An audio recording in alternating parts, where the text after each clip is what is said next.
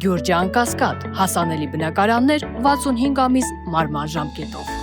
Բոլոր դեպքերում այնինչ տեղի ունեցավ հենց ձեր նկատմամբ, բնականաբար որևէ մի մասնակցին դատավարության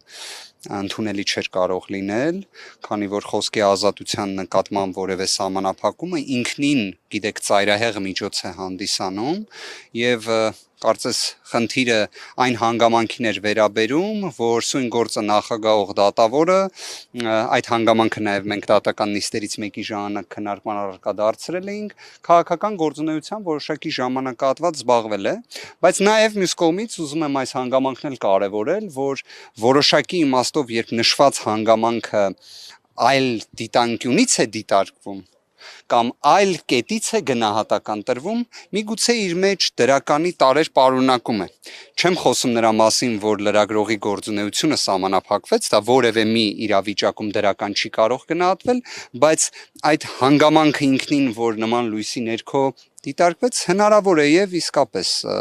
դատարանի կողմից անկախության, անաչառության, ձգտման կամ հանդես գալու այդ կարգավիճակից ինչ որ որոշակի ազդակ լինի, բայց դրա վերաբերյալ էլ կարող են գնահատական տալ միմիայն, երբ ի վերջո կլինի նաև հենց նույն այս հարցի վերաբերյալ դատարանի դիրքորոշումը, որը դեռևս չունենք, այսինքն առնվազն դեռ կարծիքների փոխանակումն է, քննարկումն է միջնորդությամբ, որը ներկայացվել է։ Պաշտպանական թիմը տեղյակ չէր, որ նման անցյալ ունի դատավորը եւ սկզբում ինչու ինքնաբացարկի միջնորդություն չի ներկայացել։ Դուք կհիշեք, նախորդող դատական նիստերից մեկի ժամանակ ես փորձեցի բացարկի միջնորդություն ներկայացնել, բայց այն ինձ թույլ չտրվեց նախագահողի կողմից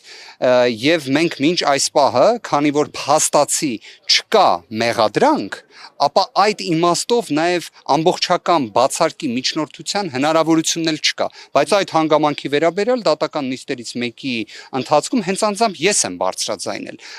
այնպես ինչպես նախագահողը նշեց, հենց նայելով իր աչքերին, պարզ եւ շիտակ իմ դիրքորոշումը ներկայացրել եմ, լսել եմ նաև իր հակափաստարկումը, այնպես չէ որ դա միակողմանի է եղել, բայց բոլոր դեպքերում ուզում եմ ասեմ այդ հարցը քննարկման առարկա դարձել է, բայց ոչ քրեական դատավարության օրենսգրքի դասական իմաստով, քանի որ այս գործը Չակերտներում ի պատիվ Վճռաբեկ դատարանի եւ Սահմանադրական դատարանի քրեական դատավարության օրենսգրքի կանոններից դուրս է ընկել եւ այդ իմաստով միակ լուծումը իսկապես այն է, որ այս գործը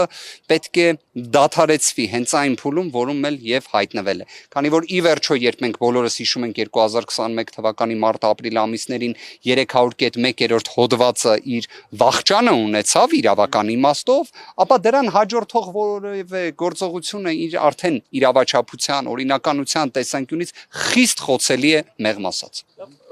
Դուք ձեր դիրքորոշումն եք այսօր հայտնում, շարունակում եք նախորդ մարտի 14-ից հետո թողնած ի վերջո որ փուլին հասանք, պարոն Վարդուհին։ Դեռևս ներկայացում է դիրքորոշումը, հաշվի առեք ի վերջո 3-4 դատական նիստ հանրային մեղադրողը ներկայացնում էր իրենց դիրքորոշումը, կարելի ասել համանման մի իրավիճակում հիմա պաշտպանության կողմն է եւ իսկապես այստեղ բազմաթիվ հանգամանքներ կան, իրավական հարցեր կան, որոնք պետք է ներկայացվեն եւ ակնհայտ է նաեւ, որ դրան այլ ելք չկար։ Այդ իմաստով իհարկե դեռևս պարոն Օրբելյանը դիրքորոշումը ներկայացնում է, այն հավանաբար հաջորդ դատական նիստին կմոտենա իր ավարտին, այնուհետև պաշտպանության կողմի այլ գործընկերների դիրքորոշումները եւս կներկայացվեն, բայց կրկին այստեղ ամենաանկյունակարային հարցը ինչումն է։ Ի վերջո Սահմանադրական դատարանը իր հայտնի որոշմամբ չի արձանագրել մի այնպիսի հանգամանք, որը թույլ կտար տեղի ունենար այն ամենը, ինչ տեղի ունենում է, սակայն հանրային մեղադրողները, այսինքն դատախազությունը բոլոր դեպքերում այդ դիրքորոշումը ներկայացնում է, բոլոր դեպքերում հաշվի չի առնում հակառակ դիրքորոշումը, ի վերջո իհարկե այսպիսի իրավիճակներում վերջնական որոշում կայացնողը դատարանն է լինում։ Տեսնենք։